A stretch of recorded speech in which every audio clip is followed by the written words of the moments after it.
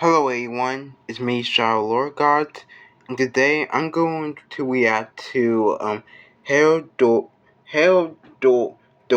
Jones, if that's how you pronounce the name. I'm sorry, but today I'm going to react to this person, and how he. And I know this may be going to sound crazy, but is but but this is how he solved the control name. But basically that this guy had basically solved the crime child, the bifid, the whatever you want to call him, his name. Like, he has solved his name. And it says, I solved FNAF's biggest mystery. And that mystery is also going to be about, the crime child's name. So I can't wait to get into this. Let's get go. FNAF Survival Logbook released 6 years ago and contained puzzles to get the two names of the most important characters. The fifth missing child that possesses Golden Freddy, who some theorize to be the one you should not have killed, and the crying child, whose importance in the story is still debated to this day. Today I am here to announce that I think I might have solved it. Seriously. We're not wasting any more time, so please subscribe and turn on notifications so you get notified when the biggest FNAF video ever, over 24 hours long and a whole year in the making, going over literally everything FNAF the Supreme Guide, releases in just a few weeks. I don't know when this video comes out as I'm saying this, and let's get into it. Although before we begin, a giant disclaimer that this is just a theory. Yeah. You're completely free to disagree with me and not take these possible answers at all. I just happen to get the solution and personally think that it works pretty well, so of course I'm going to share it. This is just a theory. Please, let's keep this community positive. Anyways, let me catch you up real quick. So shortly after FNAF 6 released and seemingly ended the original story, the Survival Logbook released. Itself being basically a children's activity book containing things like quizzes, would you rathers, drawing grids, etc. However, on the first page it's revealed that this logbook was actually owned by Michael Afton himself, and so we knew we were in for some lore reveals. Mike notes that his recent dreams are of Nightmare Fredbear, confirming he's the player of FNAF 4, that he actually connects with and parallels Clara from The Immortal and the Restless, and with all the FNAF 3 imagery and the fact Clara quote-unquote burned down the house, seemingly hinting that he's indeed the FNAF 3 guide as well, even having a real value code which proves that the book takes place in modern times. However, that's not all. Throughout this notebook we also learn of two other spirits inhabiting the book, whether literally or not. One writing in faded text to someone else altering the text, writing multiple times throughout things like, do you remember your name, who are you, and what's your name, hinting that we're meant to get the names of these two spirits within the logbook. Very quickly we discovered that one spirit is the crime child, hinted at via the does he still talk to you text next to the Fredbear plush, as well as other hints, and that the other was the fifth missing child who possesses Golden Freddy, hinted at via the gravestone drawing having my name written on it by Faded only a few weeks after we got the final FNAF game, with an ending literally containing a name hidden on the gravestone for the fifth missing child. Fast forward to June 4th, and MatPat released a game theory about the logbook, asking us to help him solve this thing after providing us with numbers that throughout the logbook are either in the wrong places or noted in red as important. Those being 52, 39, 15, 7 and 2, grabbing the new numbers from the chalkboard 5 plus 4 for 9 and the 3, 10 and 11, and finally 8, 11.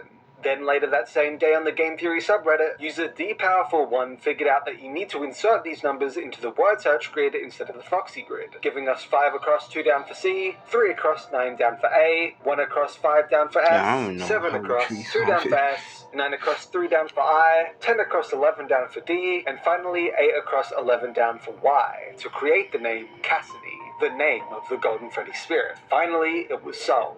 However, that then left the Foxy grid unfinished, and there's clearly something there with the faded out ABC on the top left. Years later, the powerful duo on Reddit, Godzilla and Wolfie, shared their joint attempt at it. Some of Cassidy's questions to Crying Child were not responded to, but there were a few that actually were. Does he still talk to you was responded with, I can hear sounds. The party was for you was responded to with, it was for me. What do you see was responded to, I can't see, which using the page numbers for the questions got 75, 103, and 59, which in putting it into the Foxy grid gave us 7 across 5 down to get E, 10 across 3 down to get V, and 5 across 9 down to get A. Then finally they predicted that the random tally marks throughout were to be used to get the final letter, totaling to 47, and getting the letter 4 across and 7 down N to create the name Evan. However, just like MatPat said in this video, despite not being a bad theory or anything, the method does end up breaking on the 4th letter, and they end up using an entirely separate system to get it, which feels like the wrong thing to do, as for Cassidy was using the specifically marked numbers throughout, aka only using one method. This then led the community to collectively wave the white flag, and quite honestly give up. A lot of people, like me, not even trying to go back at it in the future because we felt like everything was already tried. This has allowed the puzzle to remain unsolved for 6 years, and therefore the crying child has gone unnamed for 9 whole years. This is where I come in.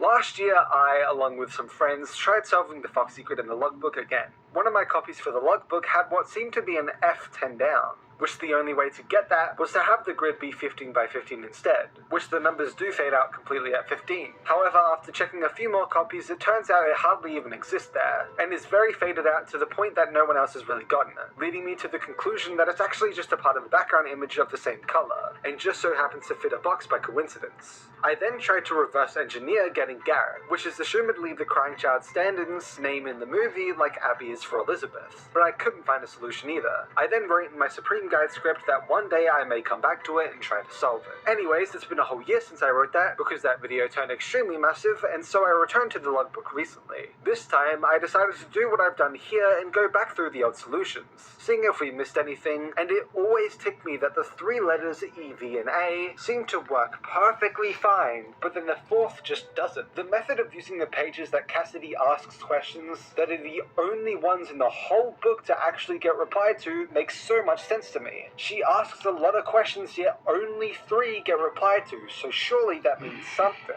Also, notice how the numbers begin fading at 10 and are fully gone by 15, meaning that the only necessary rows are actually the first 9, which just happens to fit every single coordinate for EVA. Then it hit me. The altered rights in the logbook is I'm scared, which in the past was linked to the tally marks for some reason, but what if instead it actually links back to Cassidy asking, do you still have dreams? Right above a picture of the nightmares, who we heavily theorize Crying Child would have seen at some point. A stretch, sure, but then notice how I can hear sounds, which link back to E, it was for me, which linked back to V, and I can't see, which link back to A, which are also all answers to Cassidy's questions, all happen to come from the same end of night quizzes together, including I'm scared, also an answer to one of the questions. It would be weird for 3 of the only 4 answers to matter, right? So what happens when you use the page number of the question, 41, for 4 across on the first row in the Foxy Grid? You get, D. Well, great, another failed attempt that literally just says Evad, which isn't a real name, right? Yes, right, that's not a real name. So I went back through the book to look for any more hints, and I noticed that throughout the book a certain word keeps coming up. After each night's work, we ask that you take a moment for self-reflection. Reflect on the things in life that you are most thankful for. Reflect on the happiest day of your life. Reflect on the meaning of your dreams. And a bunch more activities all to do with reflecting on your life, looking back on things, a bunch of self-reflection quizzes, as well as a giant damn mirror, which is where Cassidy asks the crying child, what do you see? And is on the direct opposite page of where we solved Cassidy's name. But why am I bringing this up? Well, it got me thinking about the solution I got, and what happens when you put a word in a mirror reflection? It goes back to front, and the word is reversed. So what would happen when you put EVAD into a mirror? It turns into DAV, Dave, the crying child's real name. These 2 pages right next to each other give us the answers to both names and a full conversation. Who are you? It's me, Cassidy. What is your name? What do you see? Dave.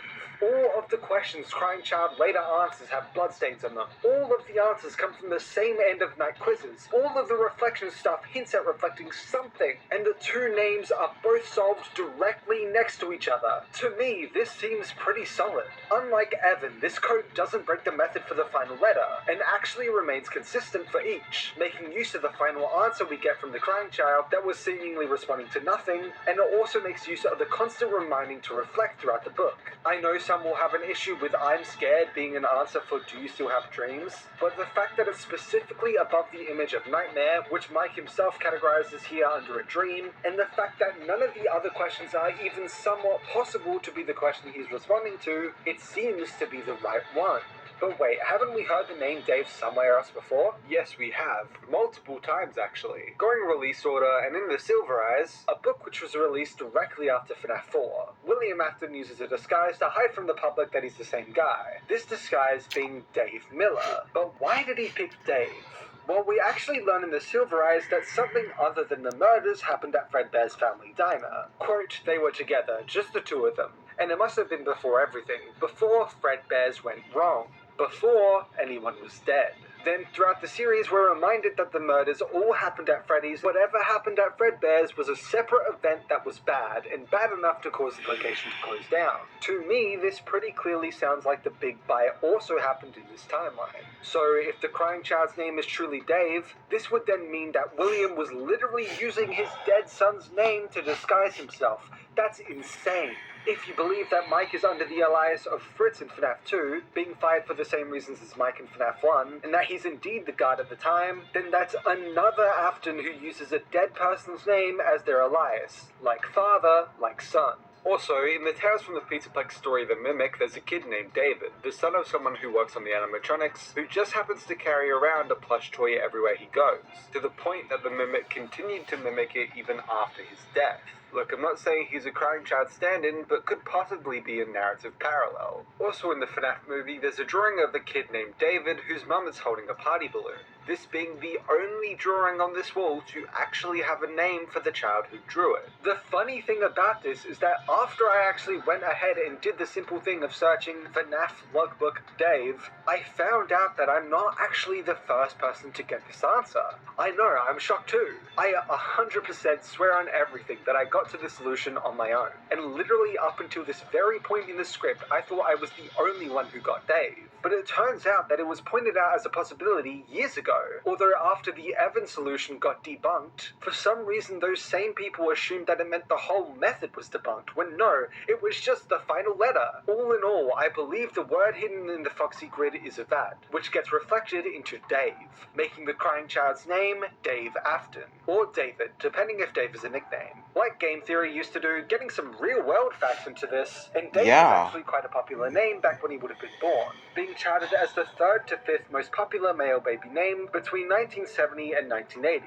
The name Dave or David also means beloved, which considering most assume Mike's whole character arc starts from the regret of killing his brother in the games, and the movie goes out of its way to show how much he cares about his brother, it would make sense that he's beloved. Speaking of the movie, some people claim that the crying child's name is Garrett, which is his name in the movie. However, I don't think this is the case, mainly because Elizabeth's name was changed to Abby, which is just an anagram of and a reference to baby, and despite me saying it's a nickname for Elizabeth in my movie breakdown, it isn't actually a common nickname. And honestly, it's that uncommon that I'm almost certain Scott did not do that intentionally. The only reason I even thought Abby was a nickname for Elizabeth in the first place is literally because of a single website that comes up after a single Google search, saying that it's apparently true. Genuinely, that is the only reason I ever claimed that. Also in the same movie, William uses a different alias, Steve Raglan, instead of his pre-existing and canon alias, Dave Miller. Even in the novel trilogy, the name of Golden Freddy's spirit is a kid named Michael. Yes, Michael. And a kid named Jeremy doesn't even exist. These are different continuities. They have things all over the place, yes, even names. So I personally just do not think that Garrett is meant to be the crying child's real name, whether it's actually Dave like I'm suggesting or not. Now only one mystery remains. The tally marks. Seriously, yeah, what's the part with them? These for? I do have one idea that I'm personally sticking with that I'll get into later after I share my past attempts at it, but being completely honest, even I'm not 100% confident in my final conclusion on that specifically. And considering it's just a bunch of 5s and a single 4, I really don't know how you can get anything real out of this. I've tried so many things with this code specifically that I'm going to quickly go over for you guys, before I go into what I actually think it's for, so you can check off these ideas as attempted, or maybe you'll think of something I've not and add onto it. First, I attempted to use the number of the tally to get a word from the same page, or if it's a double page, the other side. which got me to you from working end, which seems quite close to being something honestly, but it ends with end, which doesn't make much sense. Also, some have said it's actually architect instead of end, making it to you from working architect, but that's the fourth word, not the fifth, which the tally on that page is 5. Also tried with the first letter of the words, got nothing. Incorrect. Second, I tried to match it to how many nights Mike would have completed in all of FNAF, which only equal to about 32 nights, even if Mike is the night guard in all the games. The tally number races to 39, however. Incorrect. Third, I then noticed these images are actually shared between the Freddy files and the logbook, so I decided to try cross-referencing the numbers between the two books by going to the page in the Freddy files that's the same page as found in the logbook, and then going to the fourth or fifth letter depending on the tally number, and this literally never worked, and in retrospect, of course it didn't. Also tried with just the first letter of the words, got nothing. Incorrect. Fourth, I then tried literally just thinking what seemed similar between all the pages I cross-referenced, or what could be confirmed by going back to them, which almost got somewhere honestly, since it was the page of Beware Foxy, whose mask Mike wears in FNAF 4, which would confirm he's the Foxy Bully 100%, the hallucinations Mike sees in FNAF 1, possibly connecting them to the Crying Child in some way, Nightmare Fredbear, again confirming Mike is the FNAF 4 player, but then it all breaks apart when the final two numbers go to Toy/Witherchica's gameplay page, which has no real significance to Mike, and Jeremy Fitzgerald's paycheck page. Incorrect. Fifth, I then tried using the word search and Foxy Grid to quite literally get anything useful from those numbers, by doing the page the tally was found as the X position, and the tally number itself as the Y position, and vice versa too. Nothing worked. Incorrect. And quite honestly, the attempts ended there because I really don't see where these tallies are meant to go.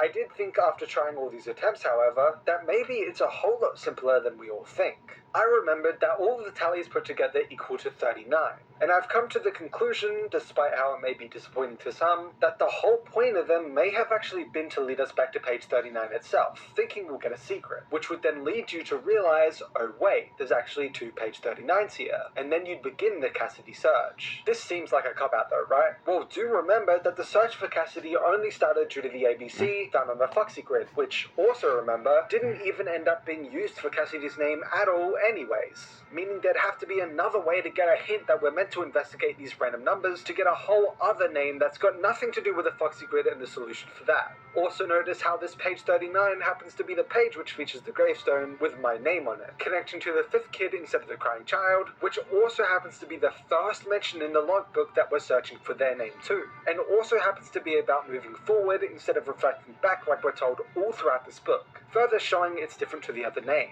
If the tally equaled to anything else but 39, I wouldn't believe this for a second, like you probably don't. But since literally all of the tallies are groups of 5 besides a single one, just to make the number 39 instead of 40, honestly makes me think this conclusion isn't too far-fetched. Also, with that in mind, notice how there's only 7 sets of the 5 tallies, and Cassidy's name happens to be 7 letters long. So maybe, just maybe, the tallies were actually the real way we were meant to notice that some of the numbers had actual significance, being how we were meant to start the hunt for her name specifically. This would then unfortunately mean that the 2 hardest puzzles in FNAF history were actually quite simple instead, just connecting the final Crying Child answer to a Cassidy question for the final letter, like the rest were already doing, and simply reversing it for the Crying Child's name like it hints to do, and then the tallies being how we figured out we could get Cassidy's name via the other random numbers in the book, just like the one it redirects us to. Oh my god. Also, because besides that, honestly, assumption, I really don't know what else the tallies could be for, nor what they'd even reveal. Who knows, one day I might come back with I solved FNAF's biggest mystery, again.